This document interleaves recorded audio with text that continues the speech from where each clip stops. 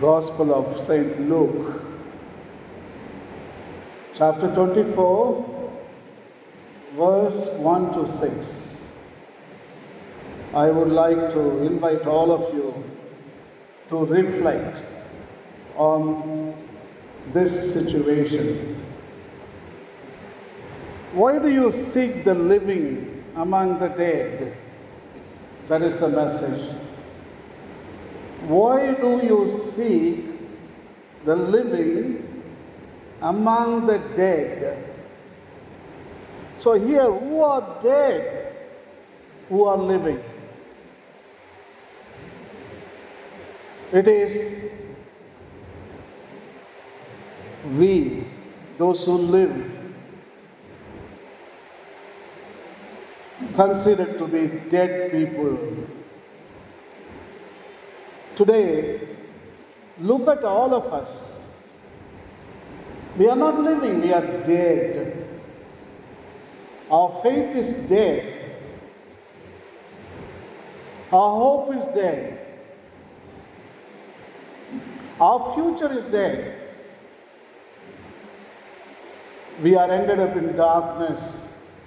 Even though we are people of faith, today we don't stand up to our faith anymore. I know the family very well, Mr. Thomas and Rani. They have been great people of faith. I know her very well. She was very much into prayer life all the time. Prayer, prayer, Jesus, Jesus. But today, look at all of us. We are all vulnerable. This is the time our faith also becomes vulnerable. We are helpless. We ask why? Why at such a young age, when the kids are small, when the wife is there, why all this? He's not even 60. He is eternally young like Jesus. Jesus died at the age of 33. So he comes in the same framework, the same years, more or less. So you are not alone. He is not alone. Jesus himself died young. He has shown the example of how to die young. So today, we have more questions than answer. So, why do you seek the living among the dead?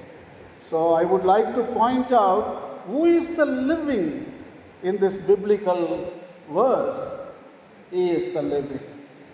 We are all dead. Dead.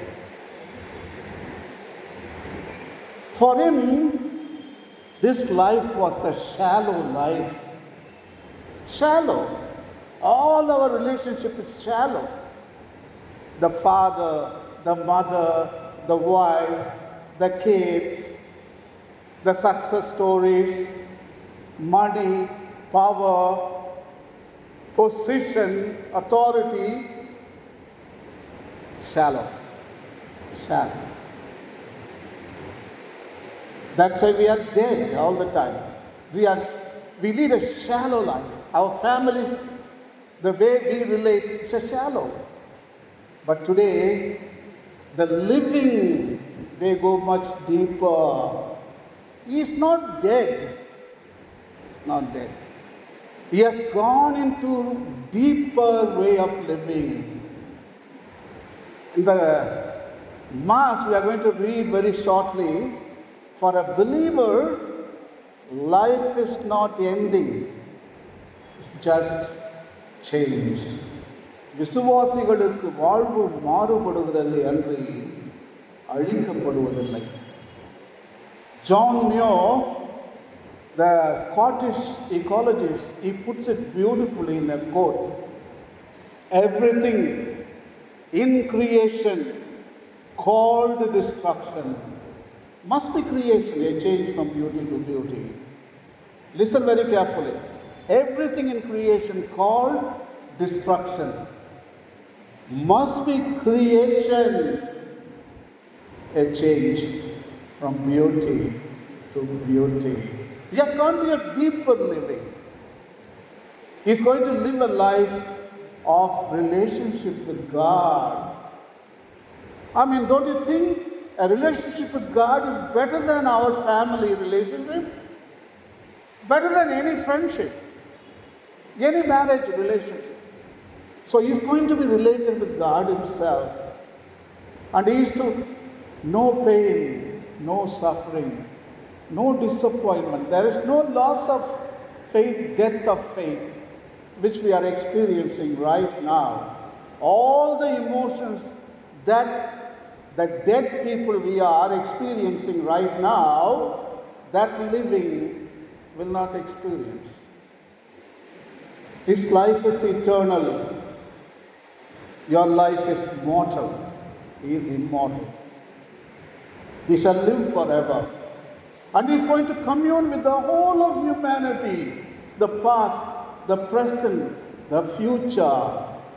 That is what the Revelation, we read in the chapter 7, we read. The people are all gathered, the old, the young, everybody together. He is going to commune with the dead people, with God, and also living. Don't forget, the church is made up of not only living, also dead. When the Mass, when we celebrate, you can see mysteriously all these people are gathered here. It goes to the generations, almost 4 million years, 150 million humans are partaking in the Mass right now. That is what the anthropologists say. So far 150 million people have evolved on this planet.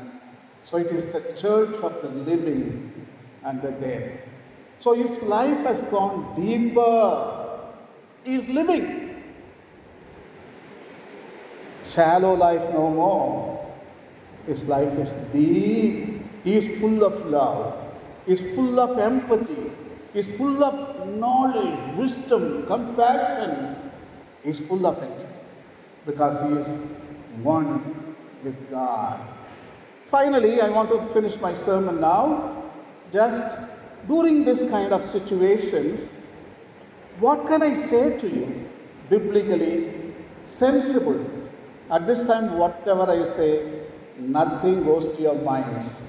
Because you are going to reject, your mind is going to reject everything what I say. But the wisdom of Judaism gives us a beautiful lesson today. I think that will comfort you. It has been practiced for the past 4,000 years. Psalm number 136, 136. Today, only one thing we have to say is mercy endures forever. The same God, because of his mercy, he birthed him. Because of his same mercy, he killed him. We are all here today because of his mercy. When we die, it's because of mercy. The same God who birthed my father, mother, they are all dead now. The same Father killed my father and killed my mother. Yeah. When accidents happen, it is not that he did something wrong. It is not your fault. It is not the driver's fault. It is not the traffic fault. It is the mercy of God. Judaism has put it so beautifully for the past 4,000 years. These psalms are known as Hillel. Alleluia comes from that. Hillel psalms. So when the death happens, the Judaism, all the Jews pray Psalm number 136. His mercy endures forever. When the baby is born, the same psalm. When somebody dies in the family, the same psalm. It is the work of God that made him and he took away. Job puts it so beautifully. God gave, God took it away.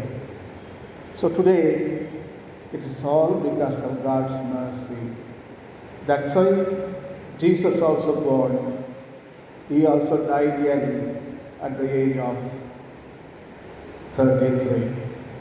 I want to tell Mr. Thomas, Rani, and the family members, all the relations, especially the wife and the 3 kids, come on. It is the Lord's work. Don't be angry with your father or relations or with the well where he fell down. Don't have any anger. You never made any mistakes in your life. It's all the will of God, His mercy endures forever. Only for His glory He has gone there. And also, He is in a better place than us. Only we are sufferers. We are losers. He is not a loser anymore. He is with the Lord in His richness and the diversity. His life has mingled with God, with the humanity and the whole of creation. May God give him eternal rest. I am sure we can pray to him. Today we are gathered here and we are praying for him. It is an illusion. He is already in communion with God and his intercession counts. He is a saint. We can call him a saint, Justin, Emmanuel. Emmanuel means God with us. Look at his name. He's always with God. He fell down in the well means God also fell down with him. He underwent the same passion, death, resurrection. It's already happened, but the dead people will not realize that because we are in a more vulnerable state. Why do you seek the living among the dead?